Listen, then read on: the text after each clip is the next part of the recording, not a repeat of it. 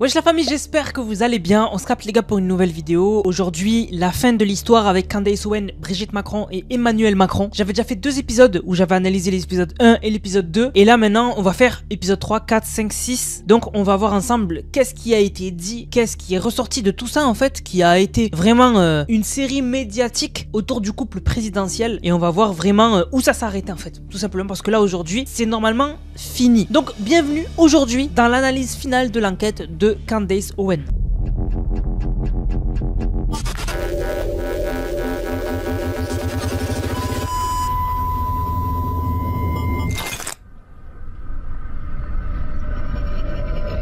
Dans cet épisode 3, Candace Owen revient sur cette fameuse photo. Sur cette photo, elle met en évidence 2 personnes. Donc à gauche, on a Jean-Jacques Trogneux et à droite, on a Emmanuel Macron. Jean-Jacques Trogneux qui est le neveu de Brigitte Macron. Et en fait, elle met en évidence que dans cette famille, c'est très bizarre que y ait un lien, une ressemblance entre Emmanuel Macron, le mari de Brigitte Macron, et Jean-Jacques Trogneux, à gauche sur cette photo, qui est le neveu de Brigitte Macron. Les deux devraient normalement ne pas se ressembler parce qu'ils ont rien à voir. Mais au final, elle dit que c'est très bizarre que ils se ressemblent. Donc en fait, ça rappelle encore que met Candace Owen en avant par rapport au couple présidentiel, c'est en fait leur famille qui sont vraiment très floues, très compliquées à comprendre, des zones cachées où vraiment à chaque fois on a l'impression que on n'a pas toute la vérité. C'est ce que vraiment Candace Owen met en avant dans tous les épisodes de son enquête. Donc juste après, elle parle des livres que Emmanuel Macron lisait quand il était petit, lorsque sa grand-mère s'occupait de lui. Et en fait, ces informations nous viennent du livre Les Macron de Caroline Derrien et Candice Nedlec. Donc on apprend que Emmanuel Macron, quand il était jeune, il lisait les livres d'André Gide et de Michel Tournier. Alors André Gide, on en a déjà parlé, c'était un P et assumé d'ailleurs. Et vraiment ça avait déjà été abordé par Candace. Mais là elle met plus en avant un livre de Michel Tournier que lisait Macron quand il était jeune. Et c'est le livre qui s'appelle Le Roi des Aulnes. Alors à la base, le Roi des Aulnes, c'est à la base une créature mythologique. Et en fait cette créature, elle attire les enfants dans la forêt. Mais le livre en fait il explique autre chose. En fait, ce livre de Michel Tournier, il explique l'histoire d'Abel Tifoge, j'espère que je le prononce bien, qui se retrouve impliqué dans le régime nazi et qui doit leur livrer des enfants. Et c'est ça un peu le lien avec la créature mythologique du roi des Aulnes, c'est que c'est une créature mythologique qui attire les enfants dans la forêt. Et c'est pour ça qu'il y a eu ce parallèle entre la créature mythologique et ce personnage dans le livre, qui était du coup devenu un recruteur d'enfants pour le régime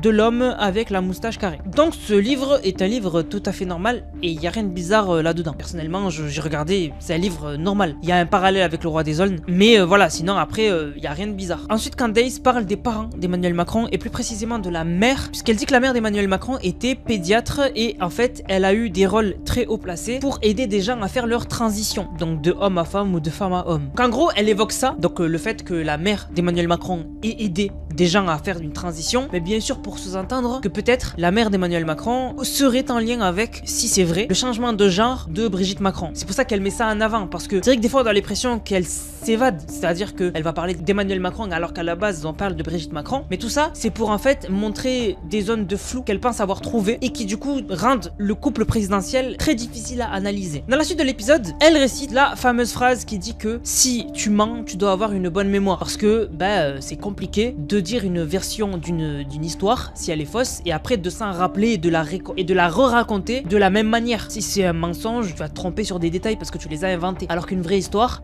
tu vas pas l'inventer puisqu'elle existe vraiment. Et en fait du coup pourquoi elle cite ça, c'est parce qu'elle remet en avant le fait que Brigitte Macron, Emmanuel Macron font souvent des petites erreurs dans des interviews, etc. Et d'après elle, donc Candace Owen, ça prouve que leur récit il est pas normal, il y a quelque chose qui cloche. Ensuite elle revient sur le fait que l'ex-mari de Brigitte Macron aurait disparu, c'est-à-dire qu'on trouve pas beaucoup de photos et aujourd'hui on sait pas où il est, on sait pas ce qui s'est passé, il y a vraiment un énorme flou autour de l'ex-mari de Brigitte Macron. Mais ensuite elle dit que elle a trouvé une photo donc du mariage de Brigitte Macron avec son premier mari, donc l'ex-mari de Brigitte Macron, et elle la montre et elle dit qu'en fait là, la mariée c'est censé être Brigitte Macron. Mais en fait elle explique que pour elle, ça ressemble pas du tout. Voilà, ça ressemble pas du tout. Pour elle, la mariée est quelqu'un d'autre. Voilà, c'est pas du tout Brigitte Macron. Moi, j'ai quand même en regardant la vidéo, eu quand même mon propre jugement, puisque je me suis dit quand même, est-ce que moi aussi je trouve que ça ressemble ou pas? Moi je vous le dis dans le blanc des yeux, je trouve que la mariée sur cette photo ressemble à Brigitte Macron jeune. Voilà, je sais pas pourquoi Candace Owen est persuadée que ça ressemble pas à Brigitte Macron, mais moi quand on met les 2 photos à côté, je vois Brigitte Macron jeune. Voilà, je vois pas pourquoi on inventerait que c'est faux, etc. Et au cas où, je me suis dit peut-être que j'ai un avis biaisé, on va dire, même si cette affaire, j'ai toujours été sans mauvaise foi. Et bien j'ai montré la photo à ma mère. Ma mère, elle aussi a dit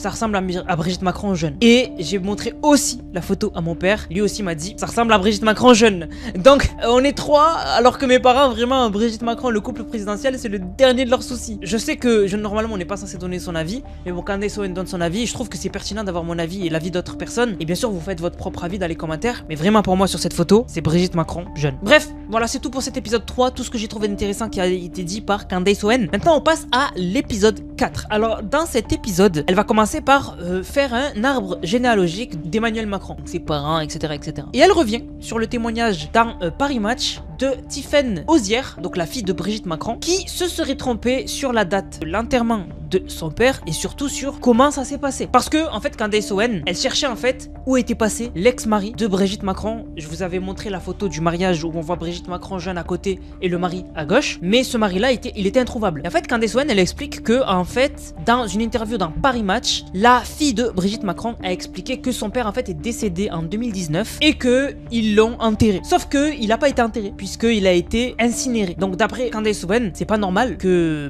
ton propre père t'oublie qu'il a été incinéré et que tu dis qu'il a été enterré. Et aussi, elle met en avant Candace que la fille de Brigitte Macron, quand elle explique où son père est passé et qu'elle explique qu'il est décédé, elle explique qu'il est décédé le 24 décembre 2019, alors qu'en fait, il est décédé le 28 décembre 2019. Et en fait, Candace Owen, elle utilise ça pour encore une fois pousser le fait qu'elle trouve pas normal que à chaque fois il y a des incohérences dans les dires de Emmanuel Macron, de Brigitte Macron, etc. Et en fait, Candace Owen, c'est vraiment ça qu'elle met en avant. Elle explique que le récit n'est jamais limpide. Il y a toujours des aspérités, des choses cheloues. Ensuite, elle dit que c'est très bizarre que même si aujourd'hui il est décédé paix à son âme, l'ex-mari de Brigitte Macron, il n'y a pas beaucoup de photos. Voilà. Elle explique que il y a vraiment 0 photo, que vraiment ils ont genre 2 photos, la photo du mariage et voilà, et une autre photo, voilà. Mais sinon, il y a vraiment pas beaucoup de photos. Elle explique que pour elle, c'est pas normal et que encore une fois, tout ça c'est très flou. Et surtout, elle dit que l'ex-mari de Brigitte Macron aurait passé ses derniers jours dans un établissement psychiatrique et qu'il était surveillé par Alexandre Benalla. Et en fait, c'est là où Candace, elle va rebondir sur l'affaire Benalla. Parce que je pense qu'il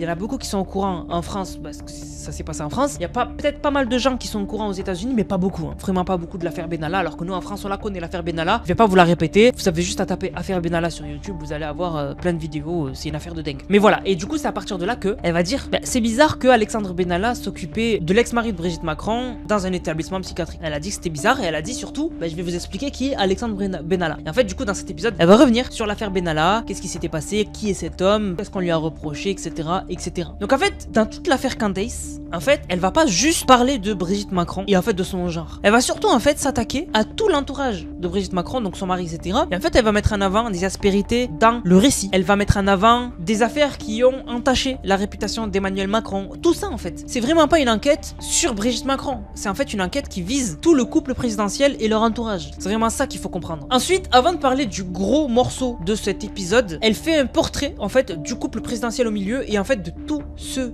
qu'ils ont en fait. Et donc je vous donne les grandes lignes. Dans un premier temps, en haut à gauche, c'est Michel Mimi Marchand, donc celle en fait qui s'occupe de Paris Match et qui gère en fait les médias. On a à gauche Bernard Arnault, incroyable. Voilà, on connaît tous Bernard Arnault qui est un énorme appui pour le gouvernement français. On a Alexandre Benalla et en bas à droite, c'est Françoise Noguez, donc qui est la mère de Emmanuel Macron. Donc voilà, c'est ça les grandes lignes dont Candace parle et dit que en fait le couple présidentiel pour elle sont intouchables et ont l'entourage qu'il faut pour justement éviter qu'on creuse trop, etc. et contrôler l'opinion publique sur eux-mêmes, etc. Mais le gros morceau de l'épisode, c'est pas ça. Le gros morceau de l'épisode, c'est que Candace arrive avec une vidéo. Déjà, elle explique que une personne, qu'elle change de genre ou pas, on a une empreinte. Aujourd'hui, par exemple, toi qui regardes ma vidéo, tu changes de genre. Donc si t'es une femme, tu deviens un homme. Ou si t'es un homme, tu deviens une femme. Donc tu changes de prénom, tu changes de genre, tu changes d'apparence. Mais t'auras toujours quand même une empreinte sur la personne que t'es. Par exemple, moi, en voyant plein de mes vidéos, vous connaissez des tics que j'ai, la manière que j'ai d'expliquer, ma voix, la manière dont j'utilise souvent les mêmes mots. Ça, c'est une empreinte. Et en fait, elle explique que tout le monde a ça. Et elle vient avec une vidéo. Donc cette vidéo, c'est une vidéo d'interview en fait, qui date d'il y a très longtemps. Vous allez voir de façon juste à la qualité de la vidéo. Donc c'est une femme anonyme qui se fait appeler Véronique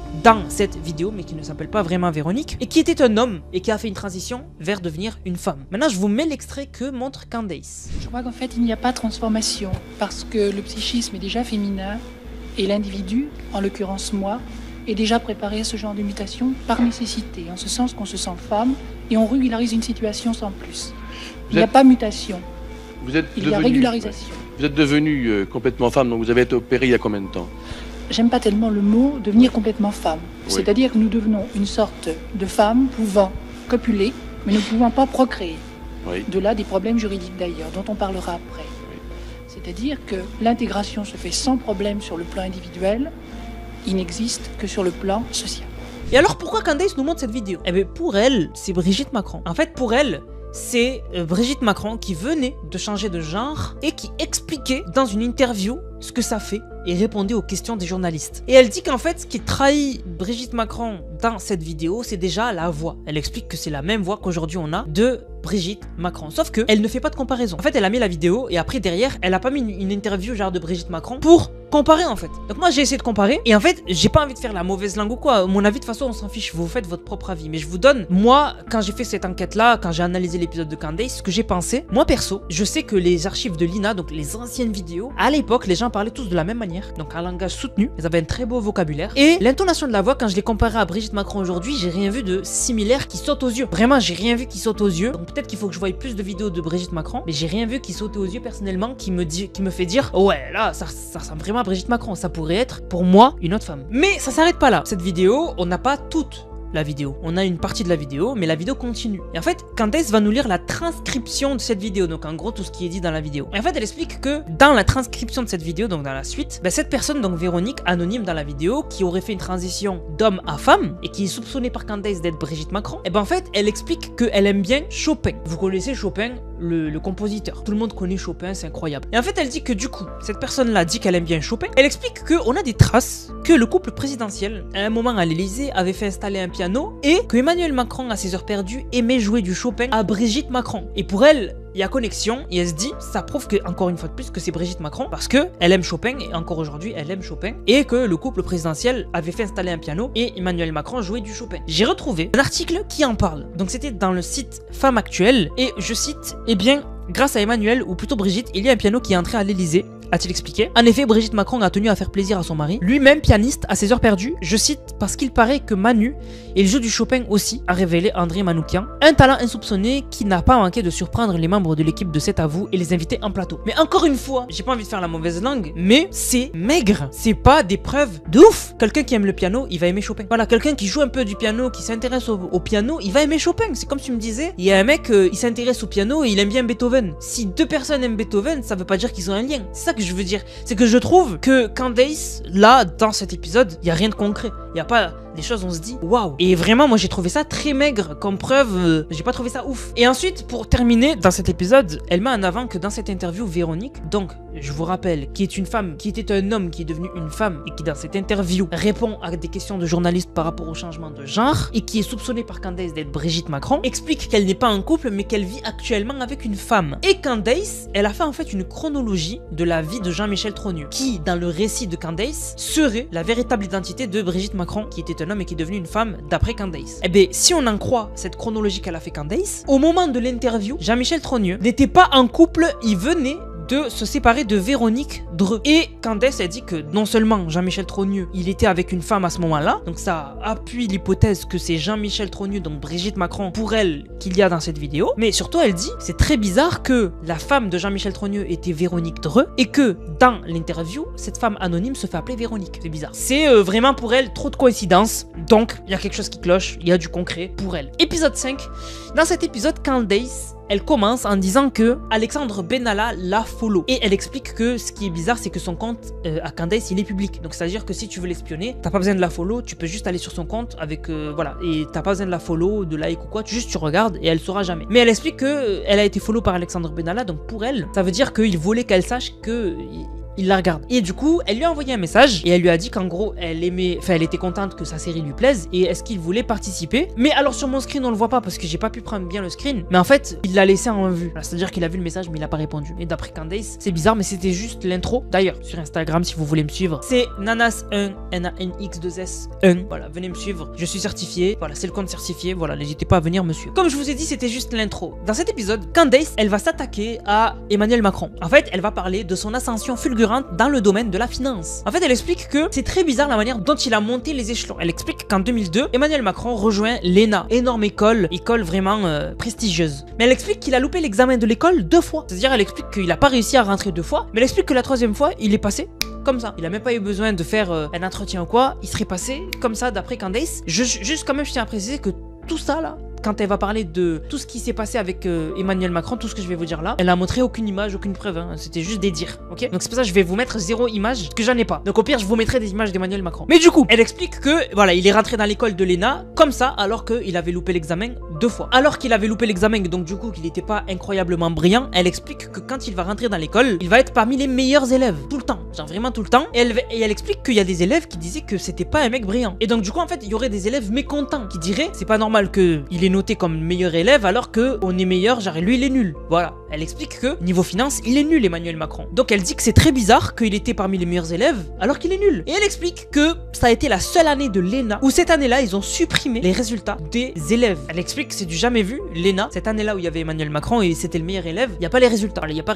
les résultats, elle explique que tout a été supprimé. Mais encore une fois, je me permets de faire une petite parenthèse, je trouve ça encore très maigre. Parce qu'en fait là, elle sous-entend quoi? Elle sous-entend, de ce que je comprends, que c'est pas normal que d'un coup il rentre comme ça, voilà, c'est bizarre. Normalement t'es censé galérer, faire l'examen, ensuite faire cravacher, etc. Là elle explique que voilà, il est rentré comme ça. Maintenant, je mets au défi quelqu'un ici de dire qu'il n'a jamais été pistonné quelque part. En fait c'est pour ça que je trouve ça maigre. C'est parce que tout ce qu'elle dit là, on le sait. C'est connu dans des domaines très compliqués à rentrer que c'est du pistonnage, c'est du bouche à oreille, etc. En fait on n'apprend pas des trucs incroyables. On a tous eu des stages parce que notre père il connaît quelqu'un ou notre mère elle connaît quelqu'un. Peut-être pas des stages mais peut-être des travails. C'est connu que dans des entreprises, des multinationales et tout, c'est le fils d'eux ou voilà qui rentre parce que son père il a un bon poste ou sa mère elle a un bon poste ou sa mère elle connaît le patron, des trucs comme ça. Donc moi enfin je trouve pas ça transcendant. Son enquête elle est pas là vraiment, ça commençait bien mais son enquête encore une fois je trouve qu'elle est pas puissante quoi. Candace il faut qu'elle nous envoie des choses puissantes. Elle explique qu'en 2018 encore une fois c'est très bizarre, il rejoint la banque Rothschild. Donc elle explique que c'est du jamais vu qu'il atteigne des sphères comme ça d'élite d'un coup comme ça. Et voilà, elle a remis en question en fait le fait qu'il ait eu tout limite sur un plateau d'argent. Elle trouve que c'est pas normal. Et ensuite elle fait de la pub au livre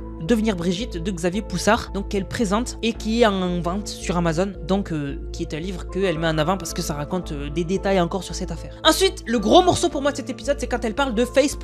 Face++, c'est une plateforme d'intelligence artificielle spécialisée dans la reconnaissance faciale et l'analyse d'images développée par McVie, une entreprise chinoise. Alors, elle le dit pas, mais moi quand même je le rajoute, c'est utilisé par Alibaba et Ant Group, Xiaomi, Huawei, c'est pas n'importe quoi. En fait, elle explique en gros, c'est en fait un logiciel, tu lui donnes 2 images d'une personne, il va te dire si c'est la même personne. Tout simplement. Et elle explique que ce qui est intéressant, c'est que tu peux donner des photos jeunes, donc vraiment très jeunes, et de photos adultes, et il va pouvoir les matcher. Et c'est là où Candace, elle joue carte sur table. Déjà, elle montre des résultats qu'elle a eu avec différentes personnalités. Donc la reine Elisabeth, etc. Vous le voyez sur cette image. Aussi Marine Le Pen. Voilà, on voit en fait que c'est des photos jeunes et personnes âgées. Et en fait, on voit que quand il y a écrit high, donc ça veut dire que ça a des chances que ce soit la même personne. Et si c'est very high, c'est que vraiment c'est. Voilà, de toute façon, vous avez le pourcentage. En gros, le pourcentage vous donne le résultat, genre, est-ce que ces 2 personnes sont les mêmes ou pas. Voilà, si c'est normal, bof, si c'est very high, il y a de fortes chances que ce soit la même personne. Et voilà, vous avez compris le principe. Vous voyez où elle va en venir. Elle a testé ça sur les photos de Jean-Michel Trogneux quand il était jeune et Brigitte Macron. Et elle montre les résultats, donc voici les résultats. Et on voit que du coup, il y a un résultat normal, il y a un résultat haut, haut et haut. Donc,